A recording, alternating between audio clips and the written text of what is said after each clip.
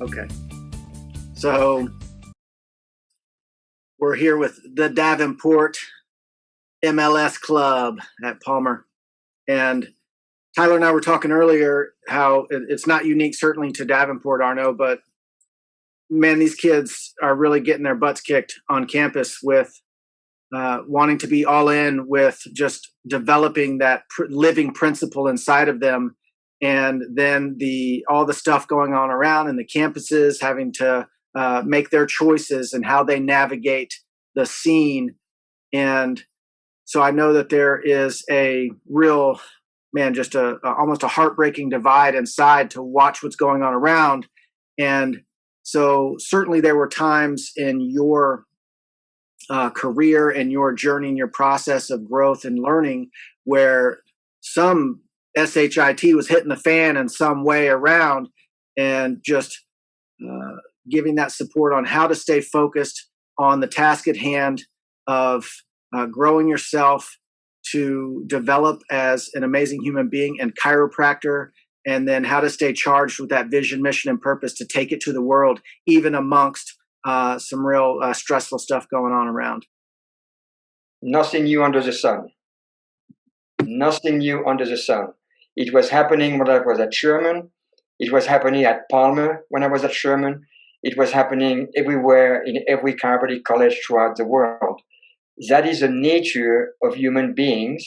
There is people that will stick to what they've been socialized with, educated with, which is usually a traditional, medical, mechanistic, symptom suppression, war on disease mindset. So they come into a chiropractic college and they still keep that mindset and will adhere to that mindset. And then throughout their entire 4 or 5 years or 6 years education within chiropractic, they will still be bombarded with messages from that world that will tell them this is how things are. And then there is another percentage of people that will enter chiropractic colleges, like myself, that came actually from a medical background, that came from a medical university, that has worked in a hospital, and then realize it's a great model, but it has nothing to do with chiropractic. The model that is a medical model that we are all bombarded with all the time, indoctrinated in, brainwashed in, is a symptom, sickness, and disease care model. And chiropractic was never, from the onset with B.J. Palmer and the developer of chiropractic, it was never about treating symptom, sickness, or disease. It was about addressing the cause and removing dis-ease, which is a malfunction in the body that started with subluxation, that over time will create pathological symptom, which then over time become a pathology and potentially can create death in the body or early death. So the intention of chiropractic from the start was always to clear the neurospinal system, to open up the channel between brain and body, to allow a free flow of energy between brain and body, to allow the life force, which is light, which is spirit in the body, which is the prana, the chi, to flow freely to the best of our ability if we can correct any kind of obstruction to its natural flow.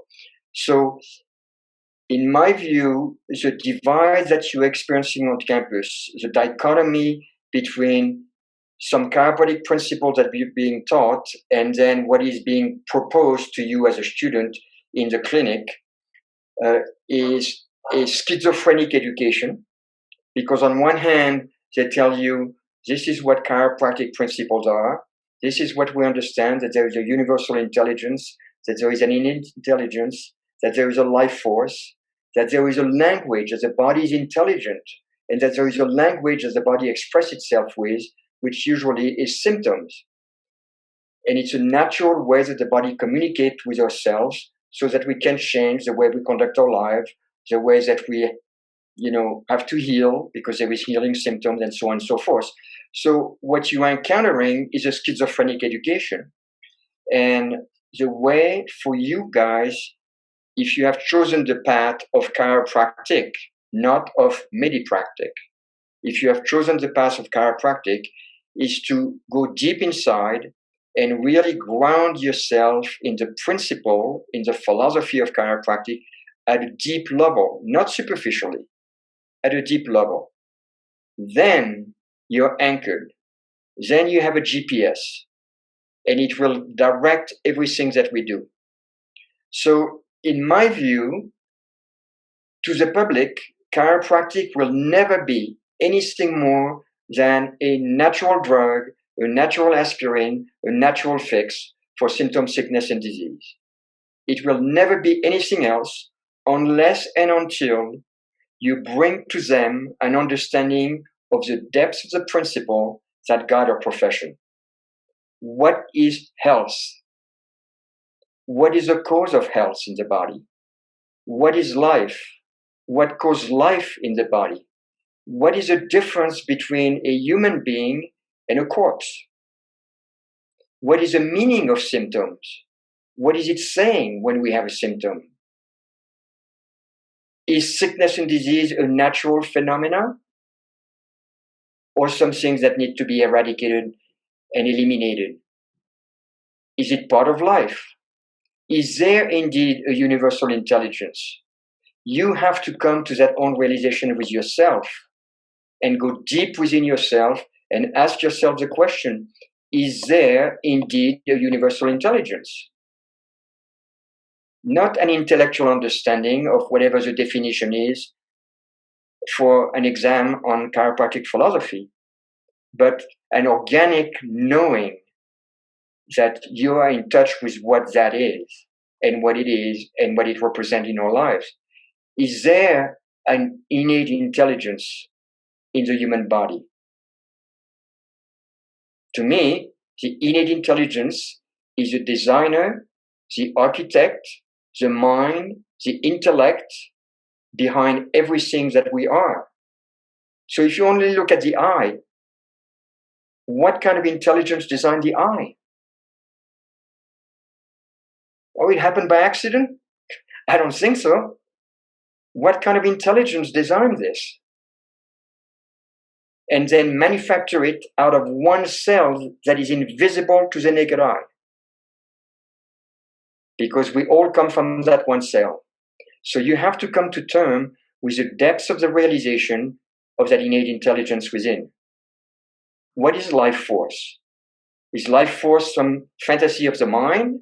Or is it really something that is real, even though it cannot be seen or perceived? Although I will argue on that, because actually, if you think about it today, the technology has become so advanced that it is able to detect bioenergy and biofrequency at a range that is not attainable by the human senses.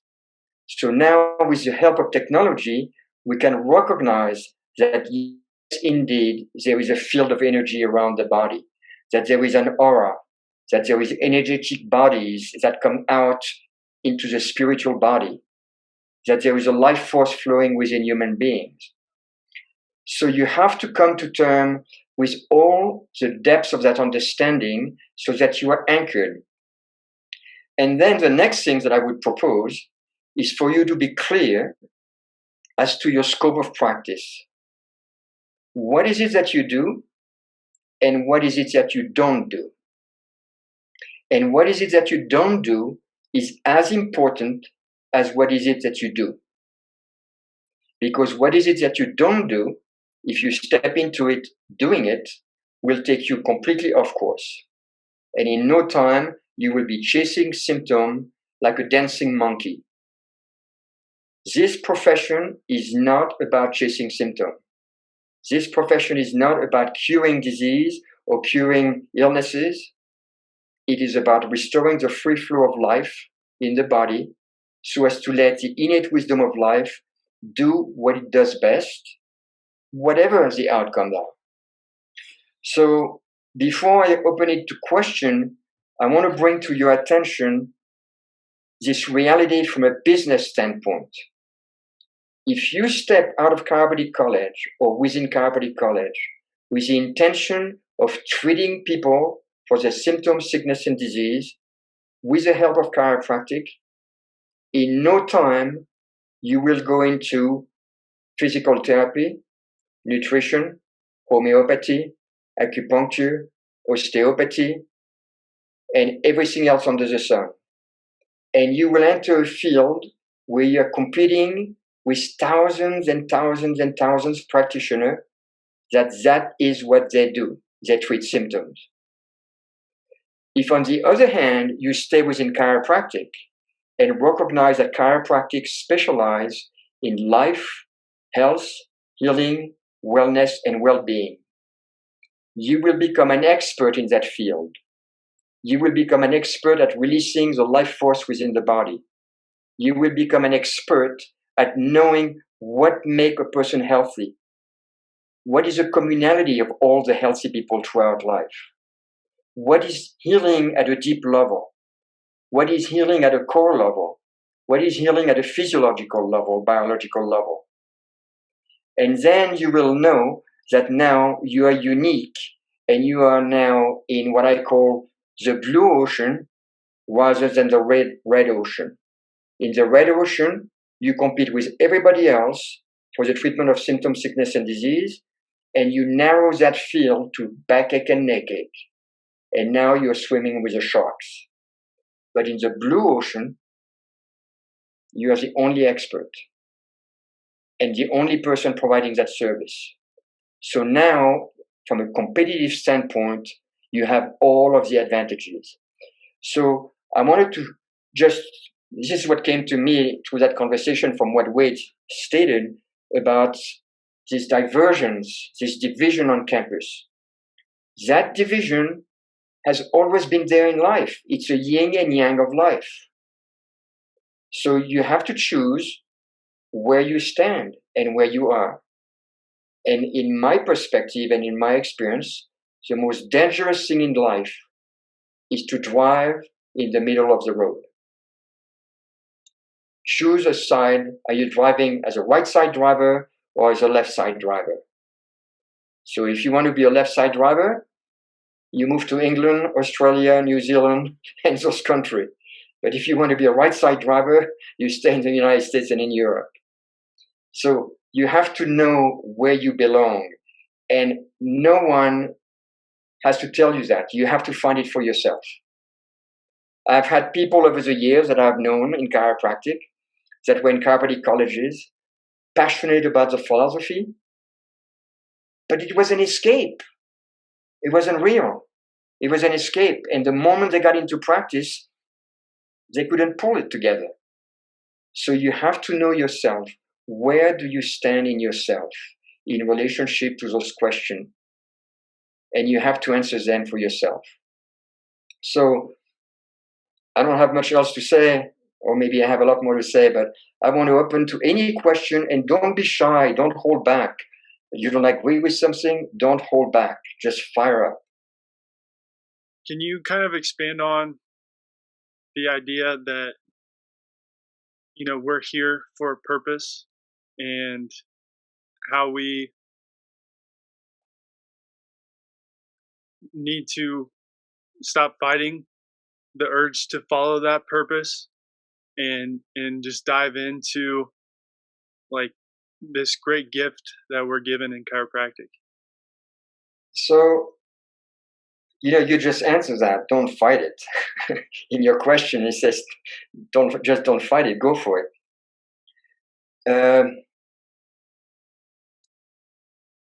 It's obvious that it almost is counterintuitive that we're talking about going inside, going within, that chiropractic is an inside-out philosophy of life. And then in the meantime, we also say, hey, go read B.J. Palmer, go read Stevenson, listen to some chiropractors that are powerful in the chiropractic philosophy. It sounds like, well, aren't you telling us to go outside ourselves? I'll say no. Question everything. Don't take anything that is being said by me or anybody else for face value. Question it. Is it true? So let's take one thing. Is there such a thing as life force in the body? Is it true? So you can say, oh, yeah, it's true. Well, how do you know it's true? So for me, the process was, well, what's the difference between life and death? What's the difference between me being alive and me being dead within minute or second after I die? Is it physical? No, I got a brain. I got a central nervous system. I got DNA, genetic makeup. I got all my organ, tissue, cells, my whole body. My blood is still warm. My skin is still warm. What's the difference? What's the difference if I do this?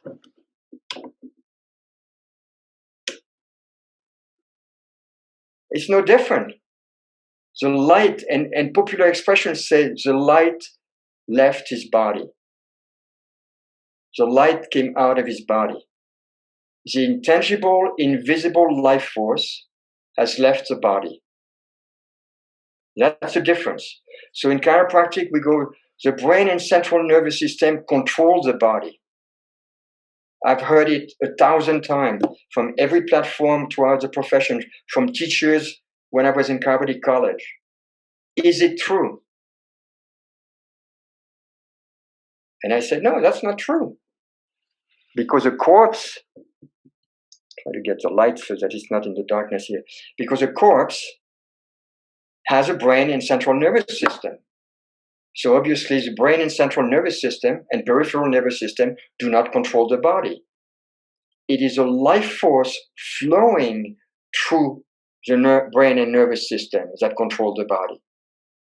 The same way that it's not the cable that control the fan. It's not the electrical cable that controls the fan nor the power plant. It is the power, the energy flowing through the cable from the power plant that control the fan. Does the genetic makeup control the body? Everybody say, oh yeah, of course it does. Hell no. A corpse has genes, DNA. It's not alive. It doesn't do anything. It's just decomposing.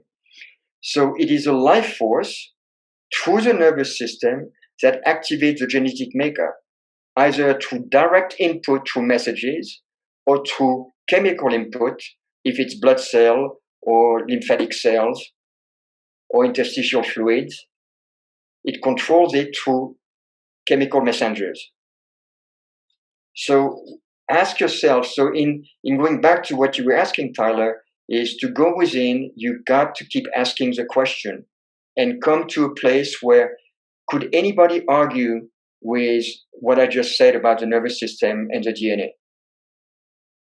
A plumber can argue with it, and a Harvard graduate can argue with it, and a lawyer won't be able to argue with it because it is an immutable truth. So that's a process that you have to go through. It's not just to read books, read BJ, or read Reggie Gold or Wade or somebody and just regurgitate what you heard. It's to do the inner inquiry. And if you do that, you'll come to a place of being grounded, being solid.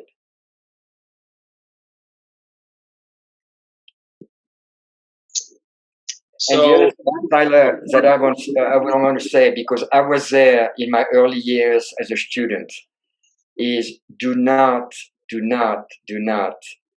be so concerned about trying to change everybody else, to convince everybody else, to influence everybody else. Do your journey. Do your own journey and let your own being, your own presence, your own anchoring, the fact that you're rock solid, speak for itself. And then people will come around and come to you and say, hey, Tyler, I can see you're rock solid in practice or at a clinic in Davenport. Your communication is so clear and solid. Can you help me? Rather than, hey, you should get this, right? You're wasting your energy and your time. Spend time on you. This is your time to grow yourself as a powerful seed. Then when you come out, you plant it into the earth and become a mighty oak. Yes, John. I am about to graduate, and I know being around chiropractors kind of easily helps you keep that flame for chiropractic, because you can turn left or right, you can talk to anybody about it.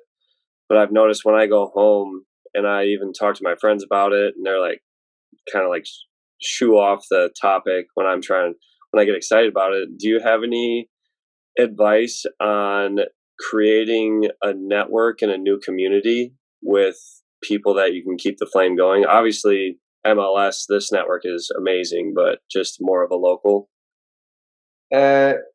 You'll have to create your own community. Oh, I see Eva Rose with Wade there. Hi, Eva Rose. So John, you will have to create, and everybody else, you have to create your own network. And the way to do it, John, is not to go out and introduce yourself and say, hey, I'm John, I'm a chiropractor, I'm new in town, let me tell you what chiropractic is. That will shut doors right and left for you. Be interested in people.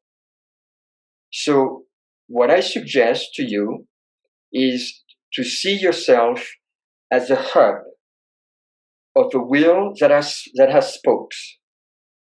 And those spokes are made of all of the people that you can refer people to.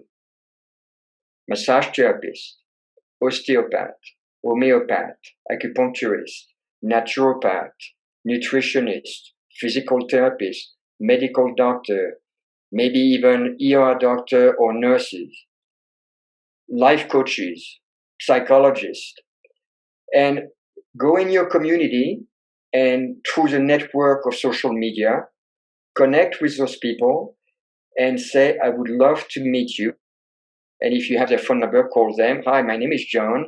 I'm interested in what you're doing. Is there any way we could meet briefly so that you could tell me about yourself and what you're doing? And as you become interested in them, at some point, they will return the ball and say, so John, I'm curious. You came to me. I'm a massage therapist. What is it that you do? And don't say, I'm a chiropractor. Say, I'm a vitalistic chiropractor. Or in the Cafe of Life model, we would say, I'm the owner of a Cafe of Life. And the reason I created that model, the Cafe of Life, is because I wanted people to reframe very quickly what is it that chiropractic is. So if I say I'm the owner of a Cafe of Life, they'll say, well, what is it? What is it that you do at the Cafe of Life? And then you can reframe chiropractic for them. So as a lesser degree, if you say, I'm a vitalistic chiropractor, many people will say, oh, I've been to a chiropractor before, or I've heard of chiropractors, but I've never heard of vitalistic chiropractors. What is that? And again, it gives you an opportunity to reframe in their mind cleanly what chiropractic is. If you only say, I'm a chiropractor, you are more likely to encounter a preconceived idea or a preconceived experience that they have had, or, oh, you're all about backache and neckache, huh? And then you have an uphill battle to reframe what is it that you do. So John, my communication is clear in practice. Because I came from that world before being a chiropractor, I can very authentically say, medicine is wonderful. Medicine is needed. They specialize in symptoms, sickness, and disease, and morbidity and pathology. That's the expertise. On the other hand, my field of expertise is life, health, healing, wellness, and well-being. So let me ask you this. If you want light in your home, do you go to somebody that studies darkness? Or, there is nothing wrong with being a plumber or a mechanic, but I'm an electrician. Makes a clear distinction that there is nothing wrong with the other side, the other people and what they do. But what you do is separate and distinct, and it's not in competition with. chiropractic needs not to be in competition with medicine. Now, all of us, I think, on this screen can agree that medicine is misused by the public. It is abused by the public, and it is overused by the public. And by the same token, I think we can all agree that chiropractic is not used properly by the public as a whole. And it is underused by the public, and it is misunderstood by the public.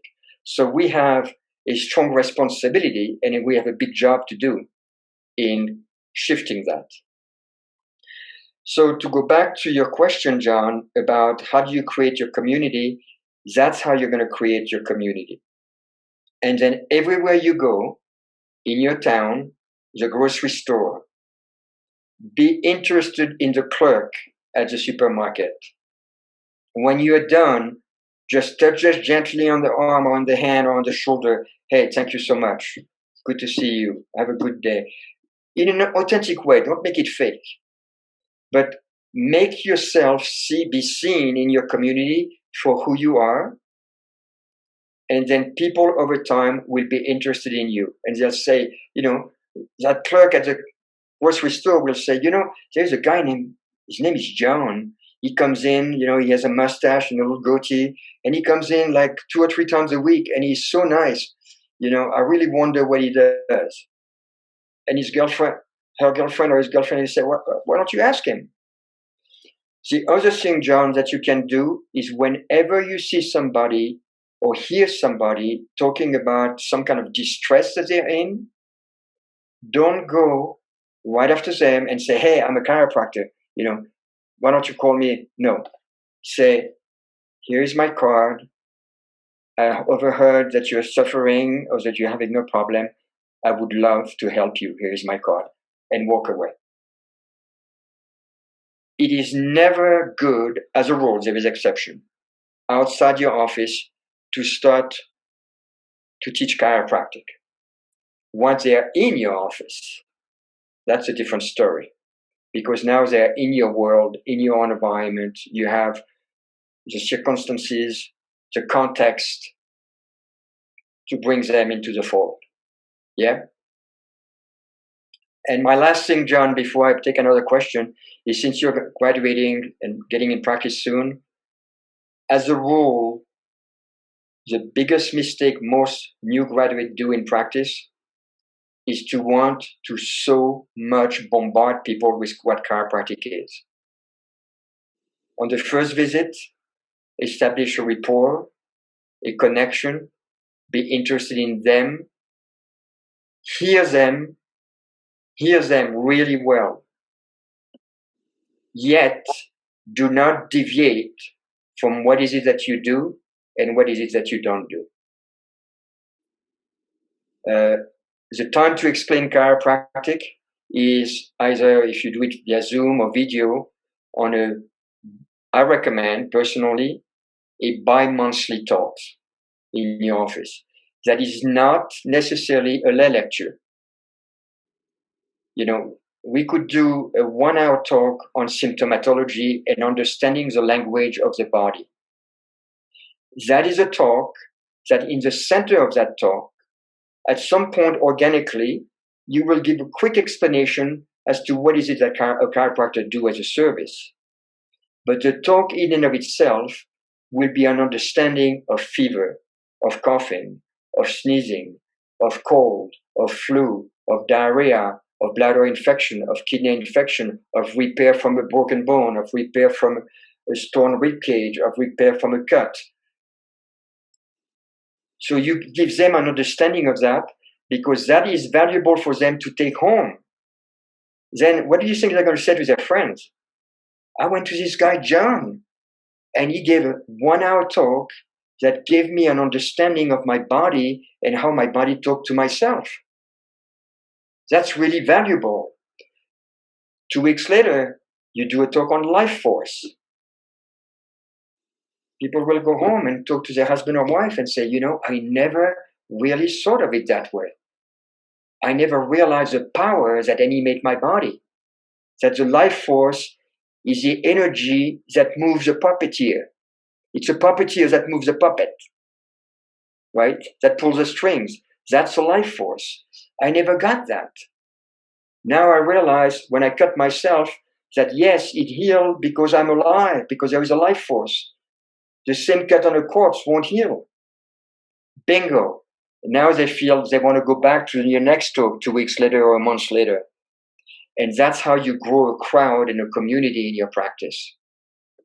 So I have, not hundreds, but like 30, 40 different topics that I use that are all about health, life, healing, wellness, and well-being intertwined with chiropractic philosophy. And that's a path to build a rock-solid community, a constituency, and a practice. If you only do a lecture, you will have followers. You will not have a constituency of self-responsible, self-accountable, self-reliable human beings that are free. You will have people that are still enchained in their belief in you, in what you have sold them. So it's a different path. Yes. This past Friday, I went to a talk with Dr. Matthew Mancuso, and he was kind of talking about similar ideas that we're touching base on. But one thing that really stuck out to me was, of course, we all know that we're kind of at a crossroads with chiropractic, and this is a really big deal. And he was talking about how medical doctors are now kind of starting to realize vitalism and that, oh, hey, there's this life that, keeps us alive. And so what are your thoughts on, and how do we prevent chiropractic from being absorbed by the medical community? And then also, how do we prevent it from, swapping and turning into this more medical disease sickness mindset? Okay. It's a very valid question. I always know that in life, if you're against something, you're bound to fail over time. You have to be for something. So Martin Luther King was not against racism. Martin Luther King was for equal rights and for social justice. So always be careful in life when you engage your energy. Are you against something or are you for something? Our profession as a whole has done a horrific job at promoting itself for what it is. The principle will never die. Chiropractic may die as a profession and be absorbed and taken by other professions in somewhat of a distorted way, but in many ways not any more distorted than it already is within our own profession. So I would not put much of my concern into that and put more of my energy into really being a point of light in your community, in your state, in the profession, and keep on your track, on your radio station, contributing to bring the light of what chiropractic is into the world. That would be my recommendation. You can prevent the medical profession with their billions of dollars to put out a message if they want to steal chiropractic from us. You can't prevent it. But what you can do is put out into the world the depths of our principle, the purity of our principle, the truth of our principle. That you can do. And that's a lot more exciting to me. Otherwise, the other one, you're going to drain your energy really quick. Thank you. You're welcome. Anybody else? Come on. Yeah, so I have a question. We'll just see kind of where this goes. Do you have any way to help make the conversation of someone coming in for pain, when it's like, if you've already gotten into that people are attracted to you, but they only think you handle pain, how do you make that conversation then transition to them realizing, no, you do something more than that, especially when it's like there are multiple times you're like, no, I'm not, basically like you're the one doing the healing. It's like, I've communicated that multiple times and they're still like, all you do is the pain, pain, pain. How do you make that conversation easy? Because I'm at the point where I'm feeling so incongruent after working with people, especially like if this has been the same conversation for months that it's like energetically draining, emotionally draining, nauseating, that kind of thing? So the first thing is you want to make sure that on the first visit, you have established clearly the service that you can provide. So then people have made a solemn agreement with you, even if it's an implied agreement and it was silent, that you have explained, this is what I do, this is what I don't do. It was also something that they read when they first came into your office and signed. So already you have set your boundaries and you have set your scope of expertise. Now, granted, because the population is so driven by and so indoctrinated and brainwashed by the other model, it does not mean that their request to talk to you about pain will not resurface. It will. So on the first visit, the first thing is to always listen to people and acknowledge what they are, the state that they are in. So it could look like this. It could be like, Elizabeth, I understand that you have severe shoulder pain, and I never had shoulder pain, but I can only suspect how painful it is because I've had other pain in my body and joint pain. So I know how uncomfortable it is, how it can impair your life, how it can impair your work and all this. And obviously, I understand it's a great concern to you. So you're just acknowledging that you have listened, you validate them, something that, by the way, almost never happened within a medical doctor's office. So relate to them as a human being. And then you may want to ask them the question, did you ever smash your finger with a hammer? Some people say no, but some people can relate to it. They said, you see that when it happened, right away you grab your finger and you start breathing really hard. And then you put your hand on it, you had deep breath, and then slowly the pain starts to decrease. And then over time, even though as you remove your hand, you can see that your thumb has been mashed completely under the hammer. Over time, you'll see your nail turning black. And then over time, that black nail will be pushed away progressively by a new nail that grows. So let me ask you this. What did the healing? Your body, right? So what I have to offer you here, what chiropractic has to offer you, is to facilitate the body doing its job. Now, do I know for sure that your pain will go away? If I say yes, I would be lying to you. Because no one knows, not even in medicine, how any human being will respond to the care being given to them. But what I can tell you is that by clearing the channel through which your life force flow, by clearing the communication pathways between your brain cell and your tissue cell, that your body will be better off. And that more likely, over time, because there is three great physicians, time, nature, and patience, over time, your body will heal and repair itself. That could be one of my conversations. Now, the person engaged in your care, and then it's 3 or 4 weeks or 5 weeks into care, and that person say, my shoulder still hurt a lot. At that point, you may want to say, Elizabeth, I understand you came in with severe shoulder pain. I understand it has been 3 weeks, but bone cells live for 36 months. So in order for a damaged body, a deteriorated body, an inflamed body to repair itself, those bone cells have to die and be replaced by new ones. So to be honest, it would be fair to give it 36 months so that many of those bone cells could have died, replaced by new ones that are healthier and more vital. But interestingly enough, in my experience, it takes a long time to decline it's a lot shorter to come back up. Because once you release life in the body, the intelligence of the body will do everything to accelerate your healing and recovery.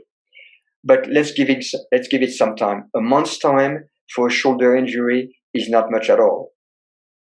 And let me say this, if you had surgery in your shoulder, you're looking at 3 to 6 months healing, and probably 8 months, 9 months before you have full range of motion back.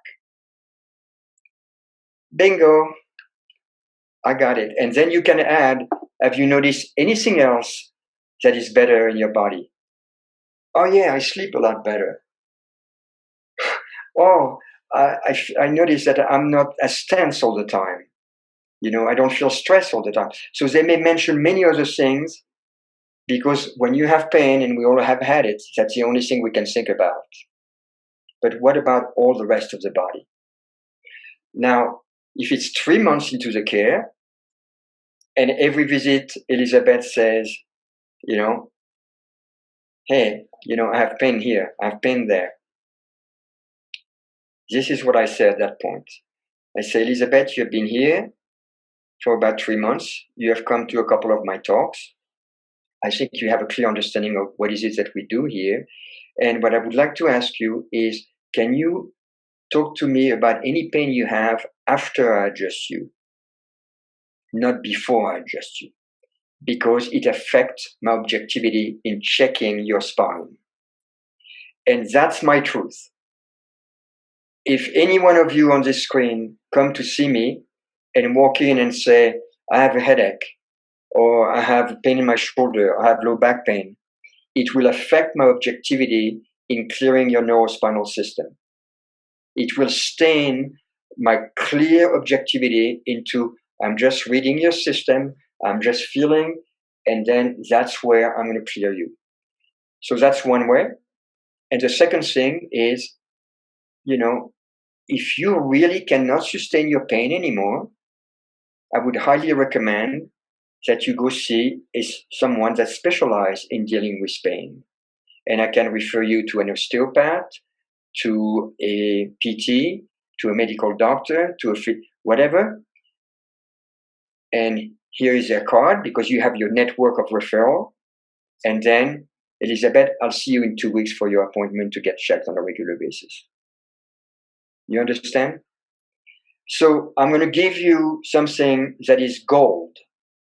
And I know some of you are students. I don't know in which quarter, trimester, or semester you're in, but this is gold. For yourself, always think of yourself as a dentist. So you come to see me, Elizabeth, with shoulder pain, and I go, and you complain about your shoulder pain, and I go, Elizabeth, I'm really, really sorry you have so much trouble with your shoulder. I'm a dentist. Can you lay down in my chair, open your mouth, I'm going to look at your teeth. You got it? I'm a chiropractor. Can you please lay down? I'm going to clear your neurospinal system.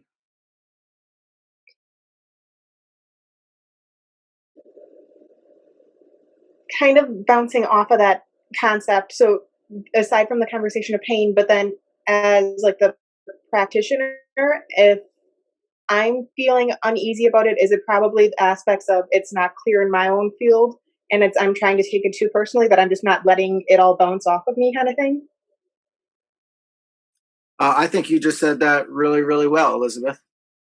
That absolutely knowing that there are times where you're taking it personally, you're attached to the outcome, and coming from a need to please people. And there's a whole exercise that we do through the programs to help to make a clear distinction on what your needs are that arose out of wounds and needing to cope as a child growing up, and what your core values are. And so great job in already having that distinction, that sometimes we can slip and break one of the 4 agreements of taking it personally where they are. He is dropping some nuggies on you. Tyler, I want to go back to what you were speaking of earlier, as far as what it sounded like to me was that non-resistance to answer the call. And really, for me, and what I've seen historically again and again and again and again is that giving it up, giving that life up. And in a totally non-religious, historically non-religious context of being born again, right? Into that purpose. And so the more that what Arno kept speaking about of coming out of that conceptual realm with the principles of chiropractic, which are just the laws of nature, it's the principles of life, the more they come out of the conceptual realm and into the experiential realm, that's worth falling in love with and getting married to, right? And because we are marrying chiropractic, well, you have the opportunity to, but very few people do that, as far as really take that oath and take that vow and have that loyalty and commitment and take that stand for something that they've passionately fallen in love with.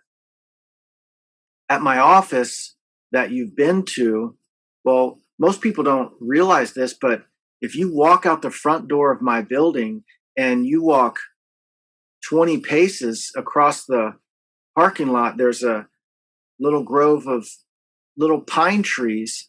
And that if you just walk into those, it comes to a cemetery. And the first headstone right there at the front of my office, in big letters, it says SELF. Incredible. It's like Arno answering Thor's question before he asked it. And I often go over there and walk over to the cemetery and I look at that first headstone just as a reminder. Sometimes I'll take one of you guys over there with me to just have that reminder.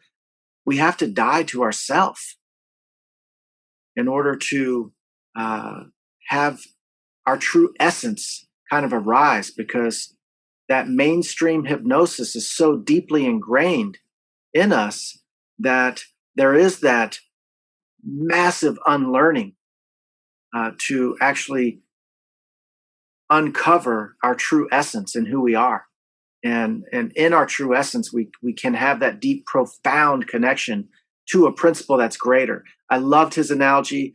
Man, driving in the middle of the road, that's as dangerous as you can get. The other people who have picked a lane, they don't know where you're coming or going, and it's not going to go good. Okay? And so being just as clear on what you do not do, and I've been completely clear on that my entire career. Something that I'll offer you guys, I know we need to wrap up fairly soon, is this year, the last year in practice, we've done zero marketing, zero advertising, and our practice grew. Our practice grew. We actually cut down hours in our practice, and we grew. So I got more weekend time with the family, and we had better revenue. We saw more people. We served more in this last year. I want you to guys take that in, because I know you're about to graduate. So, oh my God, what am I walking into? Well, with your training, with your knowledge, and with your grounding in the principle, you are walking into a world that is really amplified in their craving for you. All of it, not even close, because the majority of the population, they don't want what you have. Become okay with that, right? Because there are so many people, those kind of fringe people, if you will, who are really, they're rattled, and their questioning of the status quo has become amplified. You follow? And so now they are looking, right?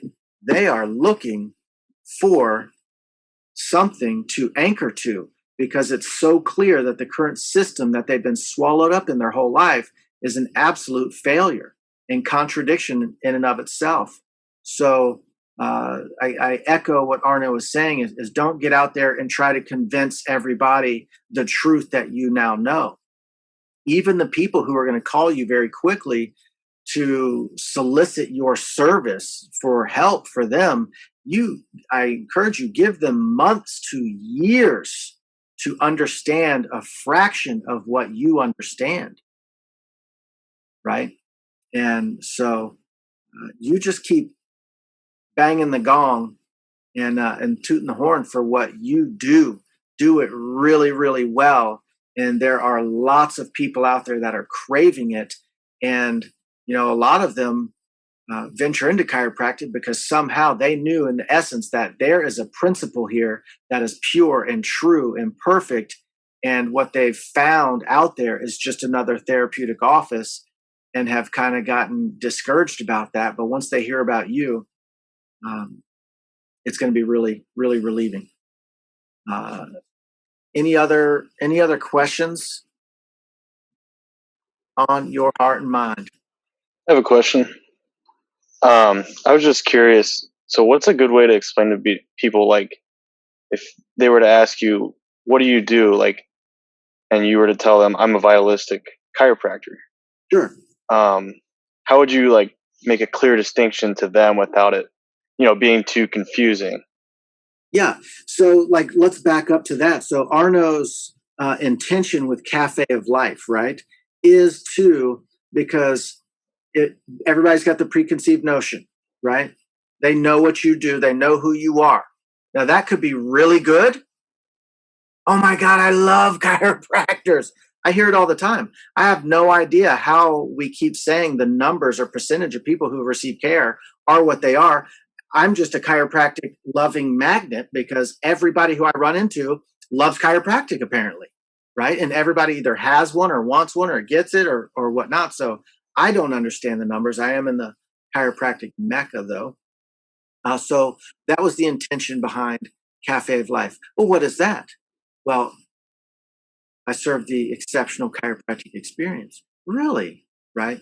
But once they already got interested, that's what they did it. So the point of that, and with our communication boot camps, ask me again what I do. Dylan? What do you do? Dylan, I help people fall madly and deeply in love with themselves.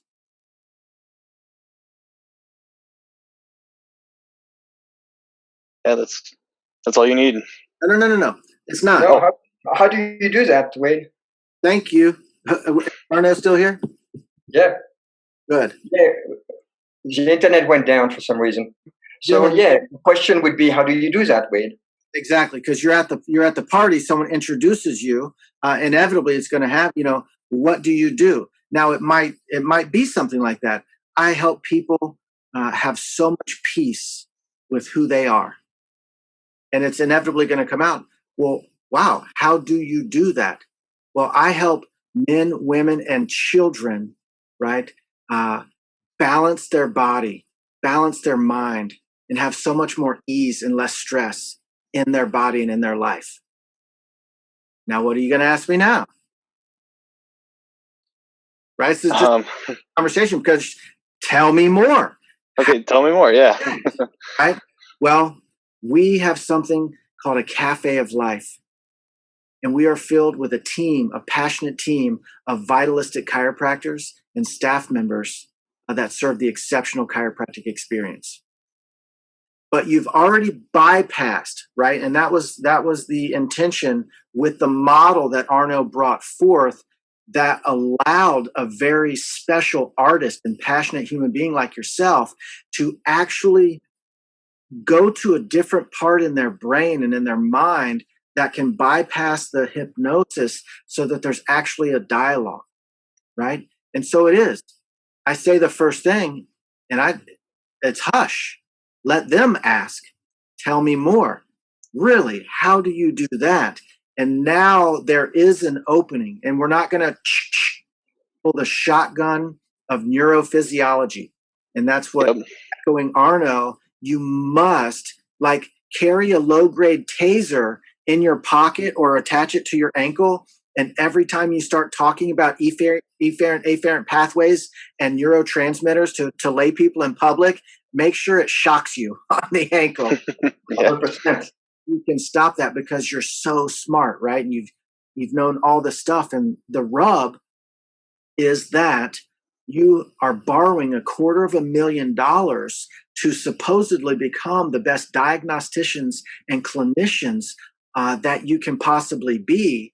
And so to tell you that that is not the lane that the power of chiropractic has you to be in, to tell you, hey, let that be a blur and set that aside, is a real head trip, because it says, well, wait a minute, I borrowed $250,000. I am a diagnostician and treatment physician. To invite you not to go down that path and that road is a real head trip. Well, what the hell did I borrow all this money for to become all this? It's tough. I get the plight of it. I get the plight. Another way, Dylan, to answer your question, when you say I'm a vitalistic chiropractor and you go, so what's that? Or I have a cafe of life, and you say, so what's that at a party? Instead of saying what is it that you do, you may want to share what has happened. So I say, well, to tell you the truth, Dylan, like this week, I saw so many families and young babies and children in my practice. And that's what I do. I clear the nervous system because all those people are looking for greater health, vitality, and healing in their lives. So I may share what I have experienced in my office in the last week or in the last day, because when you share the truth and the reality of something that has happened, that is a history that you have, it sticks a lot more than just a theoretical explanation about what is it that we do. I don't know if you feel the difference. Yeah, I actually, when people ask me, what do you do? And it seems like I try to explain to them, they kind of get lost, whereas like if you share a personal experience, they're always like, oh, wow, that's amazing, Yeah, and sometimes what I've said to people, people say, what do you do for work? And I say, I really got to tell you the honest truth. I haven't worked a day in my life since 1973. And it's not that I was born wealthy or had a wealthy family or had a windfall that fell on me. But I'm so passionate that what I do is my hobby. It's my passion. It's my love in life. It's my purpose. So, I can't really answer what I do for work. And my passion is to clear people's nervous system. And that's what I do. I'm a chiropractor. I'm a vitalistic chiropractor. So that could be my conversation. See how I took it completely around another way? Mm-hmm. Because wouldn't you be like, if I was a mechanic and you say, hey, Arno, what is it that you do? And I said, what kind of work do you do? And I say, I'm a mechanic. But if I say, I really haven't worked since the 1960s, I am so passionate about fixing cars that it's my hobby and my passion. Do you think you'll be more likely to come to me if you have a car problem? Oh, yeah, definitely. Right. Why isn't if I say, I'm a mechanic, I'm a good mechanic, I fix cars? Yeah, well, there's hundreds of those, there's thousands of those. But you want to go to somebody that is passionate, that is in love with what they do. That's the person you want to go to. And that's true if it's a lawyer, if it's a dentist, a chiropractor, a surgeon, it doesn't matter. So, but be authentic. You can't say that and you're like, oh shit, I got to go to my office today.